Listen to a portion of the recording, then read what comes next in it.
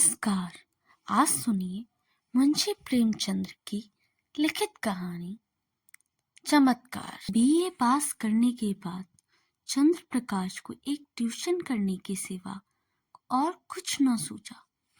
उसकी माता पहले ही मर चुकी थी। इसी साल पिता का देहांत हो गया था और प्रकाश के जीवन के जो मधुर स्वप्न देखा करता था वे सब धूल में मिल गए। पिता ऊंचे ओहदे पर थे। उनकी कोशिश से चंद्र प्रकाश को कोई अच्छी जगह मिलने की पूरी आशा थी, पर सब मंसूबे धरे के धरे रह गए और अब गुजर बसर के लिए वही 30 रुपए महीने की ट्यूशन रह गई। पिता ने कुछ संपत्ति भी ना छोड़ी, उल्टे वधू का बोझ भी सिर पर लाद दिया और स्त्री भी मिली तो पढ़ी लिखी, शौकीन, जबान की तेज, जिसे मोटा खाने मोटा पहनने से मर जाना कबूल था। चंद्र प्रकाश को 30 रुपए की नौकरी करते शर्म तो गए आई, लेकिन ठाकुर साहब से रहने का स्थान देकर उसने आंसू पोंछ दिए। यह मकान ठाकुर साहब के मकान से बिल्कुल मिला हुआ था, पक्का, हवादार, साफ सुथरा और जरूरी सामान से लैस। ऐसा मकान 20 रुपए से कम पर ना मिलता। काम केवल 2 घंटे का, लड़का था तो लगभग उन्हीं की उम्र का, पर बड़ा कामचोर था। अभी 9वीं कक्षा में पढ़ता था। सबसे बड़ी बात यह है कि ठाकुर और ठाकुराइन दोनों प्रकाश का बहुत आदर करते थे, बल्कि उसे लड़का ही समझते थे। वह नौकर नहीं, घर का आदमी था और घर के हर एक मामले में उसकी सलाह ली जाती थी। ठाकुर साहब अंग्रेजी नहीं जानते थे। उनकी समझ में अंग्रेजी जीदा लौंडा भी उनसे ज्यादा बुद्धिमान, चतुर, तरज बेकार था। संध्या का समय था। प्रकाश ने अपने शिष्य वीरेंद्र को पढ़ाकर छड़ी उठाई तो ठाकुराइन ने आकर कहा, अभी ना जाओ बेटा, जरा मेरे साथ आओ, तुमसे सलाह करनी है। प्रकाश ने मन में सोचा, आज कैसे चला है? वीरेंद्र के सामने क्यों नहीं कहा? उसे भीतर ले जाकर रमा देवी ने कहा, तुम्हारी क्या सलाह है? बीरू को ब्याह दूं? एक बहुत अच्छे घर से संदेशा आया है। प्रकाश ने मुस्कुराकर कहा, यह तो बीरू से ही पूछिए। नहीं, मैं तुमसे पूछती हूँ। प्रकाश ने असमंजस्य में पढ़कर कहा, मैं इस विषय में क्या सलाह दे सकता हूँ? उनका 20वां साल ही तो है, लेकिन यह समझ लीजिए कि पढ़ना हो चुका, तो अभी ना करूं, यही सलाह है।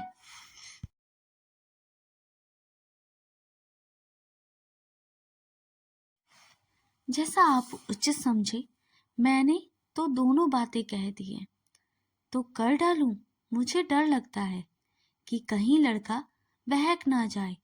मेरे रहते इसकी तो आप चिंता ना करें। हाँ, इच्छा हो तो कर डालिए, कोई हर्ज भी नहीं है। सब तैयारियां तुम्हें ही तो करनी है, यह समझ लो। तो मैं तो इनकार कब करता हूँ। रोटी की खैर मनाने वाले शिक्षित युवकों में से हर एक प्रकार की दुविधा होती है, जो उन्हें अप्रिय सत्य कहने से रोकती है। प्रकाश में भी यही कमजोरी थी। बात पक्की हो गई और विवाह का सामान आने लगा। ठाकुर साहब उन मनुष्यों में से थे जिन्हें अपने ऊपर विश्वास नहीं होता। उनकी निगाह में प्रकाश की डिग्री उनके 60 साल के अनुभव से कहीं मूल्यवान थी। विवाह का सारा आयोजन प्रकाश के हाथों में था। 10,000 रुपए खर्च करने का अधिकार कुछ कम गौरव की बात न थी। देखते देखते एक फटे हाल युवक मैनेजर बन बैठा।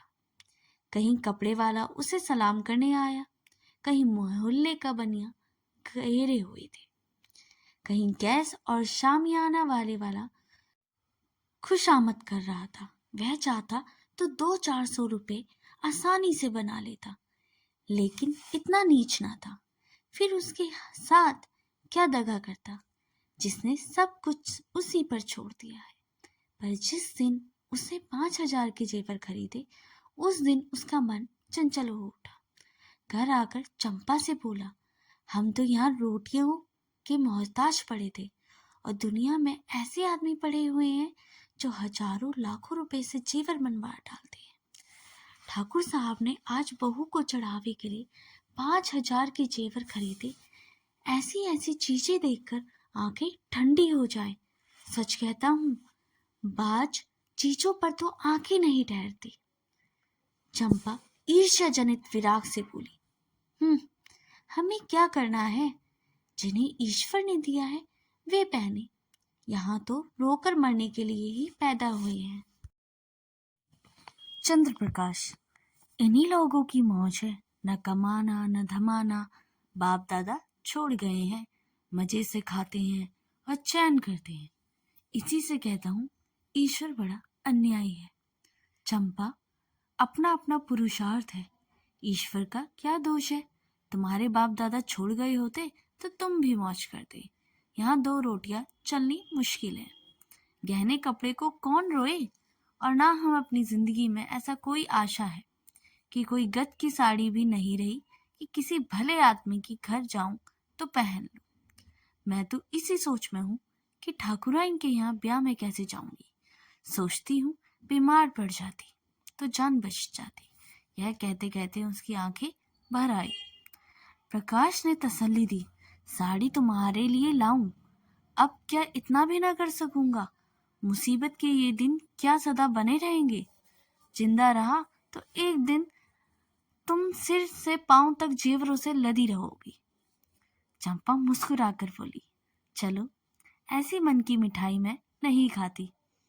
निभाव होता जाए, यह बहुत है, गहनों की साथ नहीं है। प्रकाश ने चंपा की बात कर सुनकर लज्जा और दुख से सर झुका लिया। चंपा उसे इतना पुरुषार्थहीन समझती है।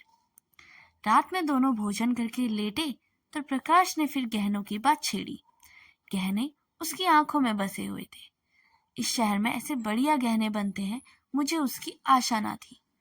चंपा ने कहा, कोई और बात करो, गहनों की बात सुनकर जी जलता है। वैसी चीजें तुम पहनो तो रानी मालूम होने लगो। गहनों से सुंदरता बढ़ जाती है। तो ऐसी बहुत सी औरतें देखी हैं जो गहने पहनकर भद्दी दिखने लगती हैं। ठाकुर साहब भी मतलब के यार हैं। यह ना हुआ कि कहते, इसमें कोई चीज चंपा के लिए भी लेते जाओ। तुम भी कैसी बच्ची सी बातें कर रही हो। इसमें बचपने की क्या बात है? कोई उदार आदमी कभी इतनी कृणता ना करता। मैंने तो कोई ऐसा उदार आदमी देखा ही नहीं है जो अपनी बहू के गहने किसी गैर को दे दे। मैं गैर नहीं हूँ, तुम दोनों एक ही मकान में रहते हो। मैं उनके लड़के को पढ़ाता हूँ और शादी का सारा इंतजाम कर रहा हूँ। अगर 100-200 की कोई चीज दे देते तो वह निष्फल हो जाती। मगर धन वालों का हृदय धन के भार से दबकर सिकुड़ जाता है। उसमें उदारता के लिए स्थान नहीं रहता। रात के 12 बज गए हैं, फिर भी प्रकाश को नींद नहीं आती। बार बार वह चमकीले गहने आंखों के सामने आ जाते हैं। कुछ बादल हो गए हैं और बार बार बिजली चमक उठती है। सहसा प्रकाश शरपाई से उठ खड़ा हुआ।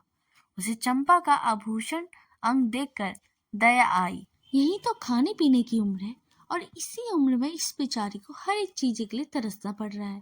वह दबे पांव कमरे से बाहर निकलकर छत पर आ गया। ठाकुर साहब की छत से छत मिली हुई थी। बीच में एक 5 फीट की दीवार थी।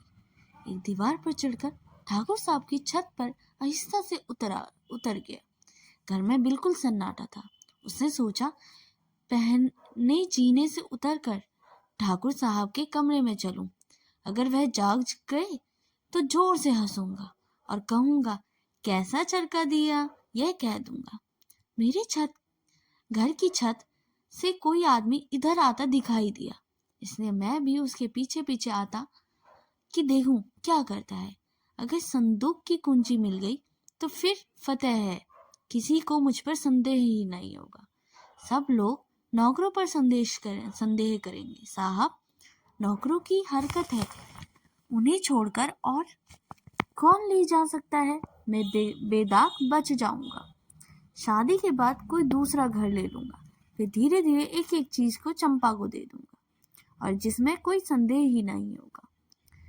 फिर भी वह जीने से उतरने लगा और छाती धड़क रही थी। धूप निकल आई थी। प्रकाश अभी भी सो रहा था कि चंपा ने उसे जगाकर कहा, बड़ा गजब हो गया है, रात को ठाकुर साहब के घर में चोरी हो गई। चोर गहने की संदूकची उठा ले गया। प्रकाश ने पड़े पड़े पूछा, किसी ने पकड़ा नहीं चोर को? किसी को खबर भी नहीं थी कि वह संदूकची ले गया है जिसने ब्याह के गहने रखे हुए थे। ना जाने कैसे कुंजी उड़ा ली और ना जाने कैसे उसे मालूम हुआ कि संदूक में संदूकची रखी हुई है। नौकरों की कार्रवाई होगी। बाहर चोर का यह काम नहीं है। नौकर तो उसके तीनों पुराने हैं। नियत बदलते क्या देर लगती है। आज मौका देखा, उठा ले गए। तुम जाकर जरा उन लोगों की तसल्ली तो दो। ठाकुराइन बेचारी रो रही थी। तुम्हारा नाम ले लेकर कहती, बेचारा महीनों से इन गहनों के लिए दौड़ा, एक एक चीजें अपने सामने जचवाई, और चोर दाढ़ीचारों ने उसकी सारी मेहनत पर पानी फेर दिया। प्रकाश चटपट उठा और घबराता सा हुआ जाकर ठाकुराइन से बोला, यह तो बड़ा अनर्थ हो गया माताजी। मुझसे अभी अभी चंपा ने कहा। ठाकुर साहब सिर पर हाथ रखे हुए बैठे थे। बोले, कहीं सेंध नहीं है, कोई ताला नहीं टूटा, किसी दरवाजे की चूक तक नहीं उतरी।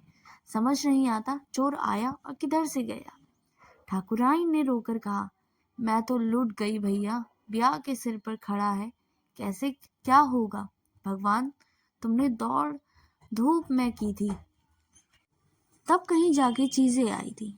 ना जाने किस मनहूस सायत में लगन आई थी।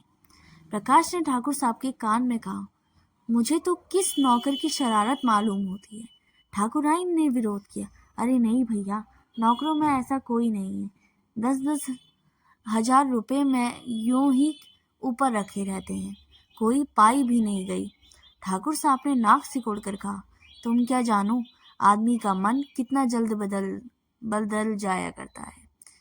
जिसने अब तक चोरी नहीं की वह भी चोरी ना करेगा, यह कोई रह ही नहीं सकता। मैं पुलिस में रिपोर्ट लिखाता हूँ, एक एक नौकर की तलाशी करवाऊंगा, कहीं मालूम मला उड़ा दिया गया होगा। जब पुलिस के जूते पड़ेंगे तो अपने आप ही कबूलेगा।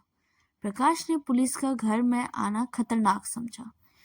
कहीं उनके घर में तलाशी ले तो अनर्थ हो जाएगा। बोले, पुलिस में रिपोर्ट क्या करना, तहकीकात करना व्यर्थ है। पुलिस माल तो ना बरामद कर सकेगी। हाँ, नौकरों की मारपीट भले ही लगेगी, कुछ नजर भी उसे चाहिए, नहीं तो कोई दूसरा स्वांग खड़ा कर देंगे। मेरी तो सलाह है, एक एक नौकर को एकांत में बुलाकर पूछा जाए।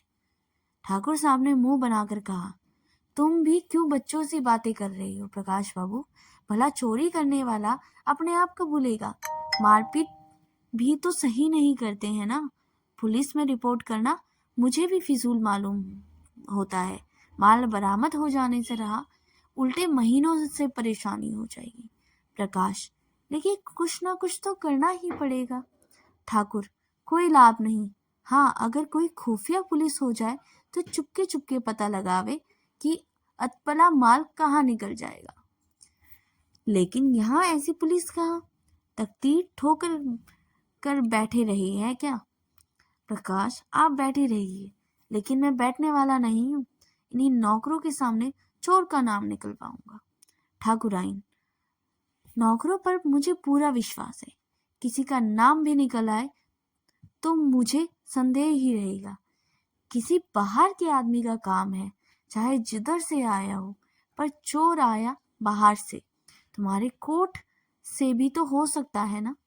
ठाकुर, हाँ, जरा अपने कोठे पर तो देखो, शायद कोई निशान मिल जाए। कल दरवाजा तो खुला नहीं रह गया। प्रकाश का दिल धड़कने लगा। बोला, मैं तो 10 बजे द्वार बंद कर लेता हूँ। हाँ, कोई पहले से मौका पाकर कोठे पर चला गया होगा और वहां छिपा बैठा रहा हो तो दूसरी बात है। तीनों आदमी छत पर गए तो बीच में मुंडेर पर किसी के पांव की रगड़ के निशान दिए। जहां प्रकाश का पांव पड़ा था वहां का चूना लग जाने के कारण छत पर पांव का निशान पड़ गया था। प्रकाश ने छत पर जाकर मुंडेर की दूसरी तरफ देखा तो वैसे निशान वहां पर भी दिखाई दिए।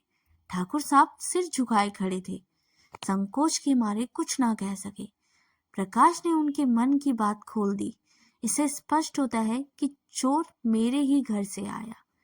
अब कोई संदेह ही नहीं रहा। ठाकुर साहब ने कहा, हाँ, मैं भी यही समझता हूँ, लेकिन इतना पता लग जाने से क्या ही होगा। माल तो जाना था सो गया। आप चलो आराम से बैठो। आज रुपए की कोई फिक्र नहीं करनी होगी। प्रकाश, मैं आज ही वह घर छोड़ दूंगा। ठाकुर, तुम क्यों? तुम्हारा इसमें कोई दोष नहीं है। प्रकाश, आप कहें, लेकिन मैं समझता हूँ मेरे सिर पर बड़ा भारी अपराध लग गया है। मेरा दरवाजा 9-10 बजे तक खुला रहता है। चोर ने रास्ता देख लिया होगा। संभव है 2-4 दिन में फिर से आ घुसे। घर में अकेली एक औरत सारे घर की निगरानी नहीं कर सकती। इधर तो रसोई में बैठी है, उधर कोई आदमी चुपके से ऊपर चढ़ जाए तो जरा भी आहट नहीं मिल सकती। मैं घूम घूम कर कभी 9 बजे आया, कभी 10 बजे। शादी के दिनों में देर हो जाएगी। उधर का रास्ता बंद हो जाना चाहिए। मैं समझता हूँ इस चोरी की सारी जिम्मेदारी मेरे सिर पर है। ठाकुराइन डरी, तुम चले जाओगे भैया तो तब घर में कौन फाड़ खाएगा? प्रकाश, कुछ भी हो माता जी, मुझे अब जल्द से जल्द घर छोड़ना ही पड़ेगा। मेरी गफलत से चोरी हुई है, उसका प्रायश्चित तो करना ही पड़ेगा। अगर आपको यह कहानी पसंद आई हो तो लाइक करें, कमेंट करें और सब्सक्राइब करना ना भूलें। मिलते हैं अगली कहानी में। तब तक के लिए धन्यवाद।